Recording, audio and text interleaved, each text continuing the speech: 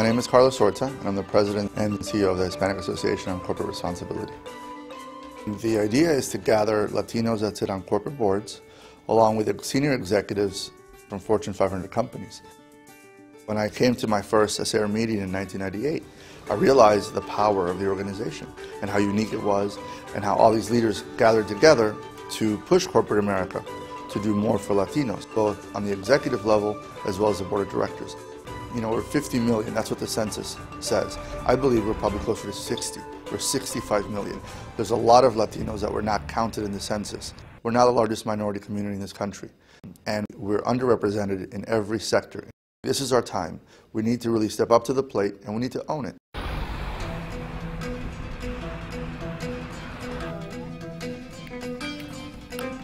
My name is Monica Lozano. I am the Chief Executive Officer of Imprimedia. It was a newspaper started by my grandfather in Los Angeles in 1926, so that was 85 years ago. I'm third generation. I serve on two publicly traded boards, the Bank of America and the Walt Disney Company.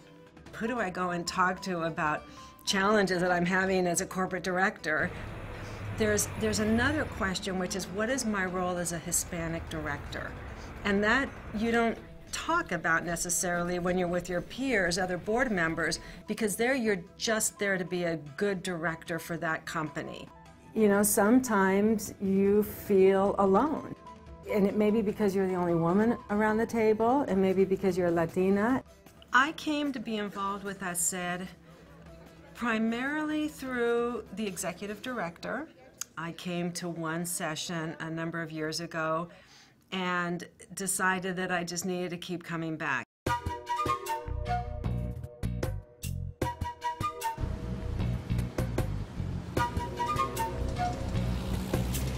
My name is Charles Garcia. I am the CEO of Garcia Trujillo, which is a merchant bank, private equity firm, and consulting firm. I grew up in the Republic of Panama. I went to the Air Force Academy to college, then I went back to Panama in the service. And then I came to Washington as a White House Fellow, went to Columbia Law School, and after law school I decided to start a business. And I started a business with 3 people. I grew it to 60 offices in 7 countries. We're the fastest growing Hispanic-owned business in the United States. Because of the way I look American, I speak fluent Spanish. I lived 20 years in Latin America and 30 years now in the US, so I can bridge both cultures. There's 50 million Hispanics in the United States. It's going to increase to 133 million in 40 years. That's 2.1 million more Hispanics every year. The buying power is growing 100 billion per year. By 2015, the buying power would be $1.5 trillion. That would make this Hispanic nation the 10th largest economy in the world after China, the US, Germany, all these big countries. I think everybody needs to have a mission. And my mission is to help Hispanic organizations have a bold vision of the future and help them achieve it.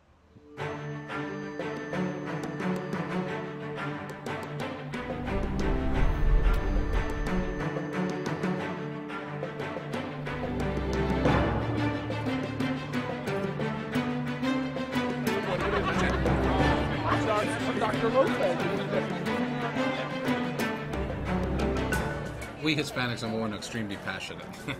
And I think there's a realization of, you know, that we have all worked extremely hard to get to a place that many of us have had difficulties in getting to. Many of us have been at this a long time, and even 10 years ago, didn't even think that we would see 140 or 150 Hispanic directors of Fortune 1000 companies. My name is Patricia Diaz-Dennis, and my current professional position is retired. I was a Senior Vice President and Assistant General Counsel for AT&T, and I retired 2 years ago. If I had to say what I love most is that there's things that we've all overcome that are very similar. I've always been pretty much the only woman, first Latina. This is a way that we can make time and then also strengthen each other.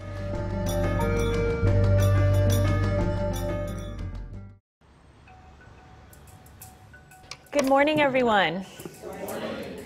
Many of us are looking at the future and considering serving on corporate boards. A lot of it is really about networking. My name is Raquel Egusquiza, but everyone calls me Rocky. My current professional position is Vice President of Multicultural Markets for AARP.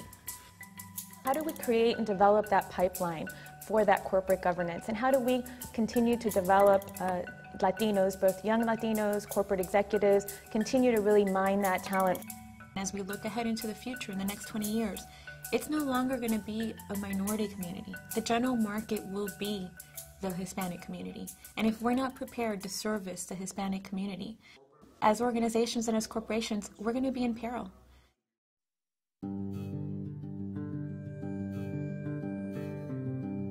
My name is Saul Trujillo.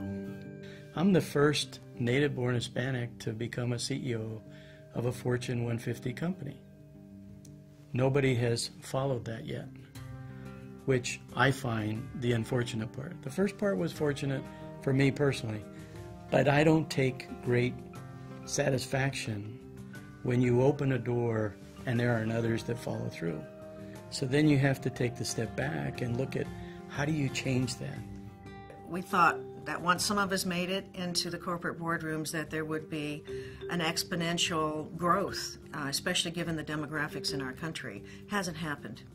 The critical thing for us, Sid, is that the needle's not moving.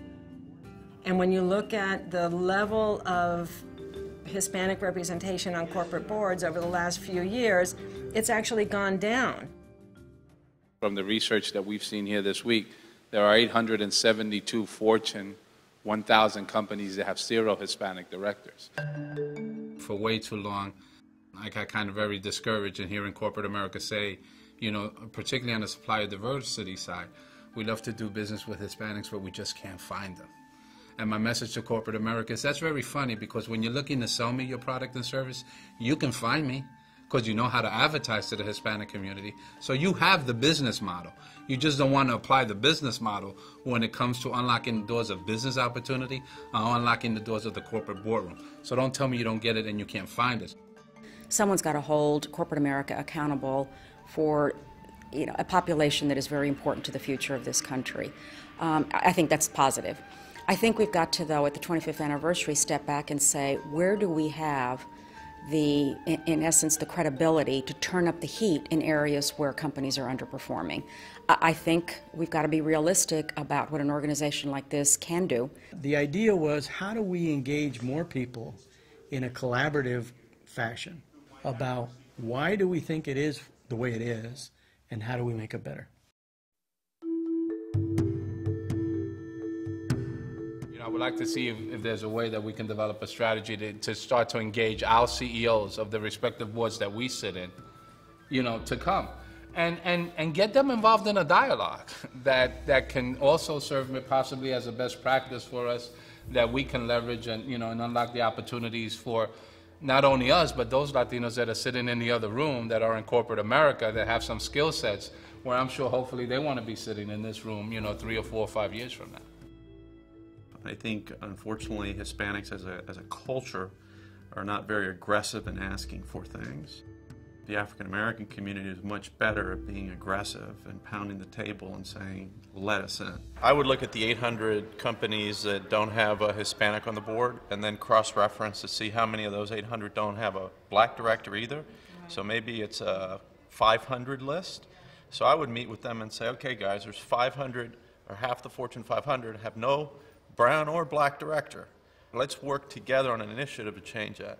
I think you have to play an insider game.